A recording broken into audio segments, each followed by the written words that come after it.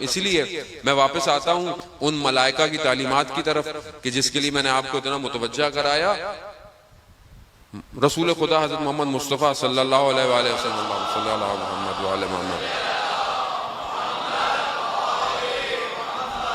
रसूल खुदा बैठे हुए हैं और हज़रत जिब्राइल रसूल खुदा की खिदमत में मौजूद हैं।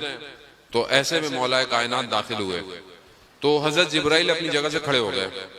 तो रसूल खुदा ने, बहरहाल ये तो सारी तालीमात हमें बताने के लिए जाहिर है, रसूल खुदा ने पूछा जिब्राइल मतलब तुम इस जवान को जानते हो?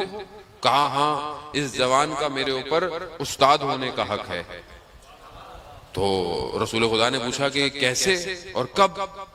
कहा कि जब मुझे परवरदिगार ने खल्क किया और जब मैं वजूद मेरा खल्क हुआ तो खुदा ने पूछा कि मैं कौन हूं, तुम कौन हो?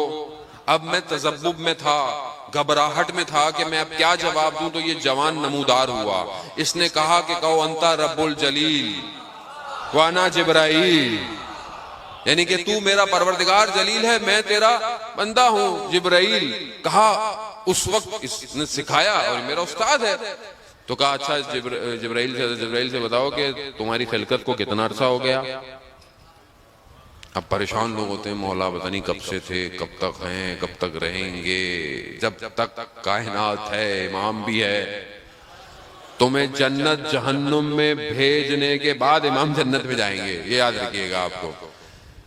अब वो पूछे कि कब तक? कहा एक सितारा है जो आसमान में चमकता है और वो 30,000 साल बाद चमकता है।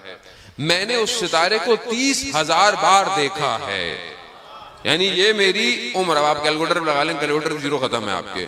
30,000 मल्टीप्लाई बाय 30,000